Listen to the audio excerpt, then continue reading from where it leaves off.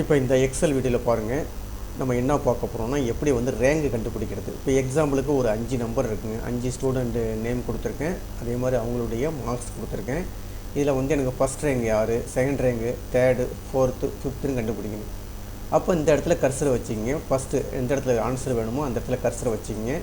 Equal to கொடுத்துக்க வேண்டியது, ஏன்னா எந்த ஃபார்முலா நீங்கள் என்ட்ரி பண்ணாலும் ஈக்குவல் டு கொடுத்துக்க வேண்டியது. ஈக்குவல் டு கொடுத்துட்டு ரேங்குன்னு சொல்லி ஒரு ஃபார்முலா இருக்குது. ரேங்குன்னு கொடுத்துட்டா அதிலே வந்து ரேங்கு ஈக்யூன்னு சொல்லி ஒரு ஆப்ஷன் ஒன்று வரும், ஒரு ஃபார்முலா ஒன்று வரும். அதை போய் கிளிக் பண்ணிங்க.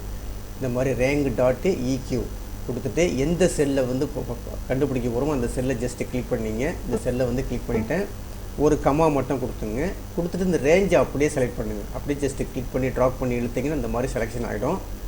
இப்போ இந்த B4க்கு முன்னாடி ஜஸ்ட் ஒரு கர்சர் அப்படி வச்சுக்கிட்டு F4 ப்ரெஸ் பண்ணுங்கள். அதே மாதிரி வந்து B6க்கு முன்னாடி கர்சர் அப்படி வச்சுக்கிட்டு F4 கிளிக் பண்ணுங்க. கிளிக் பண்ணிவிட்டு இப்போ இந்த லாஸ்ட்டில் வச்சுக்கிட்டு செஞ்சது இந்த ப்ராக்கெட்டை வந்து க்ளோஸ் பண்ணிவிடுங்க. இந்த மாதிரி க்ளோஸ் பண்ணிவிடுங்க. க்ளோஸ் பண்ணிவிட்டு ஜஸ்ட் என்ட்ரு கொடுத்தீங்கன்னா உங்களுக்கு ஆன்சர் இந்த மாதிரி வந்துடும்.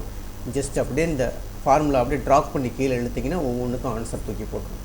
இப்போ பாருங்கள், ஃபஸ்ட்டு வந்து 90 தான் வந்து ஃபஸ்ட் ரேங்கு, 89 ரெண்டாவது ரேங்கு, இது வந்து 4வது ரேங்கில் இருக்குது. அதுக்கு முன்னாடி வந்து 78 இருக்குது, 78 3வது ரேங்கு, 75 வந்து 4வது ரேங்கு, 65 வந்து 5வது ரேங்கு. இப்போ நம்பரை மாற்றி பாருங்களேன். இப்போ எக்ஸாம்பிளுக்கு இடத்துல போய் ஒரு என்ன கொடுக்குறேன்னா அந்த இடத்துல வந்து நம்பரை மாற்ற போகிறோன்னு வச்சுங்களேன். இப்போ அந்த இடத்துல வந்து ஒரு 75 கொடுக்குறேன்னு வச்சுங்க.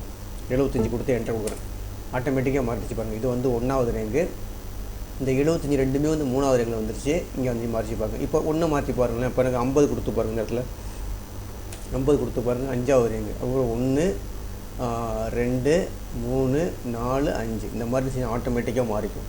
அப்போ நம்ம என்ன கொடுக்கணும், ஈக்குவல் டு கொடுத்துட்டு ரேங்க் டாட்டு ஈக்யூன்னு கொடுத்துட்டு எந்த செல்லோ அந்த செல்லை ஃபஸ்ட்டு கிளிக் பண்ணிங்க. அதுக்கு அடுத்தது அந்த ரேஞ்சை ஃபுல்லாக செலக்ட் பண்ணிக்க வேண்டியது. அதுக்கு முன்னாடி டாலர்ஸ், அதாவது F4ம் அந்த 2 செல்லுக்கு முன்னாடி F4 கொடுத்துட்டு ஜஸ்ட் என்ட்ரு தட்டினீங்கன்னா உங்களுக்கு ஆட்டோமேட்டிக்காக இந்த மாதிரி ஆன்சர் வந்துடுங்க.